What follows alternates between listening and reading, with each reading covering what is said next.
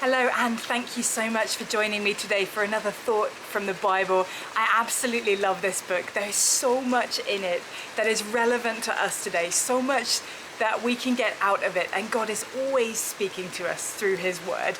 So I hope that this is an encouragement for you today.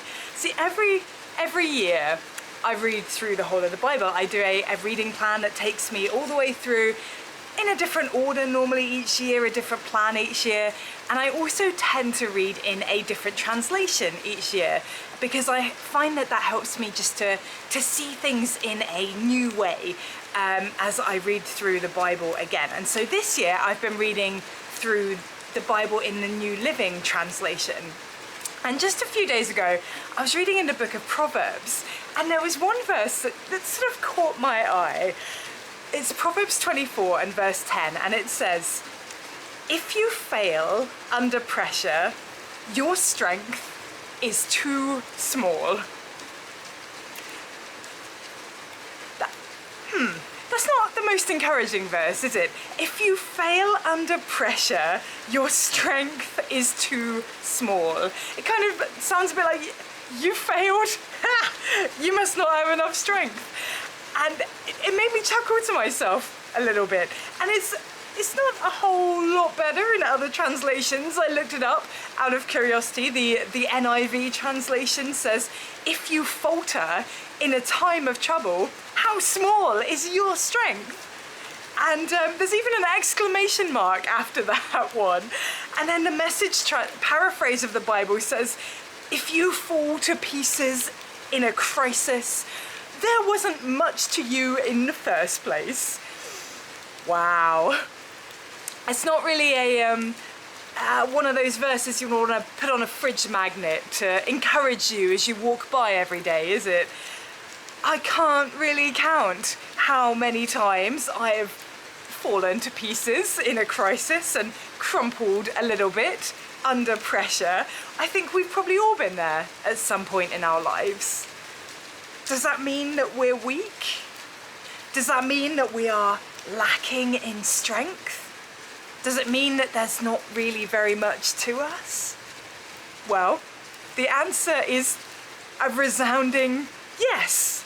Actually, we are weak. Our strength is too small. Just look at this world that we live in. It is full of war and disease and disaster.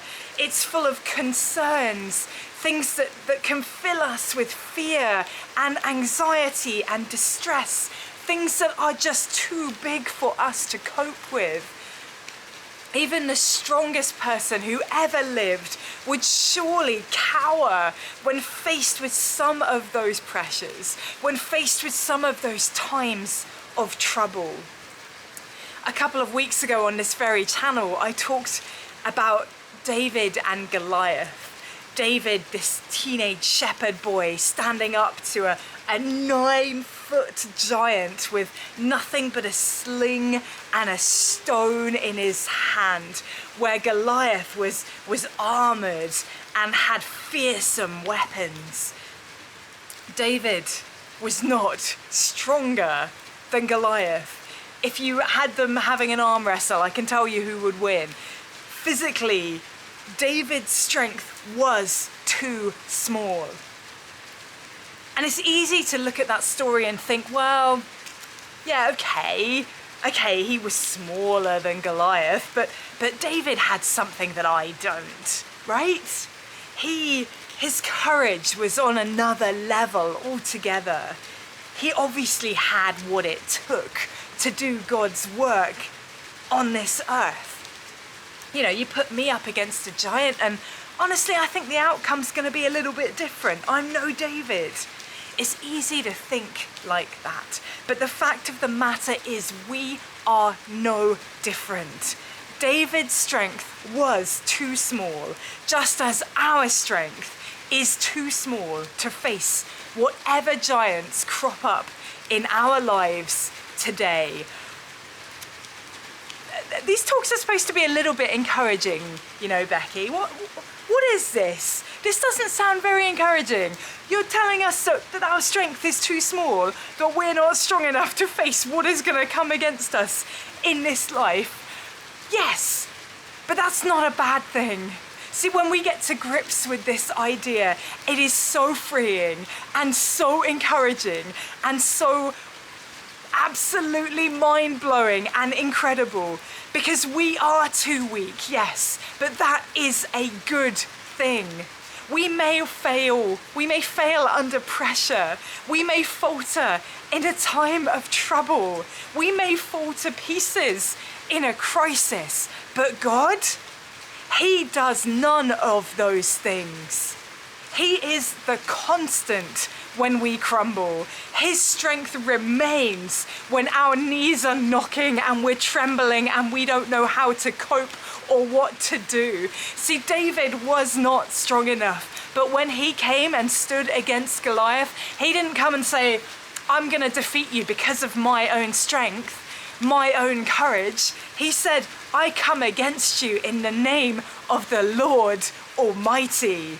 David knew that he was too weak to beat Goliath, but he knew where his strength came from. And it is a theme that we see echoed through the Old and the New Testament. In 2 Corinthians chapter 12, verses 7 to 10, we read the Apostle Paul writing, and he says, therefore, in order to keep me from becoming conceited, I was given a thorn in my flesh, a messenger of Satan to torment me. 3 times I pleaded with the Lord to take it away from me. But he said to me, my grace is sufficient for you, for my power is made perfect in weakness.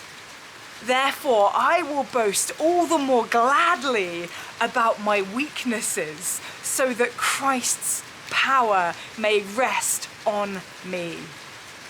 That is why, for Christ's sake, I delight in weaknesses, in insults, in hardships, in persecutions, in difficulties. For when I am weak, then I am strong. Oh, what overwhelming joy there is in having strength that is too small. Oh, what overwhelming joy there is in our weakness. If our strength was up to the task, if in our own strength we could conquer any obstacle and defeat any giant and deal with any problem in our lives, we'd have no need of God.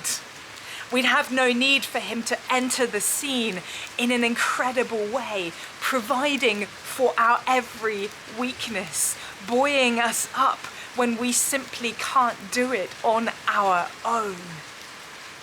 If he can only be our strength when we are weak, then I say yes, I am not strong enough, because when I am weak, then I am strong. His power is made perfect in weakness. This is a theme that keeps cropping up for me at the moment. Every time I read the Bible, this idea of weakness and strength seems to come back to my mind, and that obviously means it's something I need to pay attention to, because this is a very countercultural idea, right? The fact is, we don't like feeling weak. It's nicer feeling on top of the world, feeling we can conquer anything and everything that comes our way. It's not nice when you feel ill, when you feel physically weak, physically unable to do the things that you need to do. It's not nice when you feel that a situation is completely beyond you and you don't know how to conquer it. Naturally, we shy away from those feelings. You know, the heroes in the films and the books of today are people who are strong. They're superheroes, or people who realize their inner strength and conquer the odds. But once again, the Bible gives us a message that is completely different to what our culture would say. Our world tells us you need to be strong. You cannot be weak. You need to be strong enough to deal with whatever comes at you. But we don't need to be strong. We don't just accept being weak even. We delight in it. I love that thought that we can take joy in feeling weak, because in that weakness we will see God's strength revealed, and that is exciting. So I encourage you this week, take just a couple of minutes and think about your life. Think about what is going on right now, today even. Where do you feel weak? Where do you feel like you're not strong enough to deal with something that's happening in your world? Instead of feeling minimalized by that, instead of feeling scared, instead of feeling helpless, instead take joy in it and know that you are going to see God's strength in that area of your life. So thank you so much for joining me today for that thought from the Bible. I really hope that that was an encouragement and an inspiration for you. Isn't it just incredible how much there is for us to get out of this book, the Bible? So I will be back on Wednesday next week with another video, another thought from the Bible. I will see you then.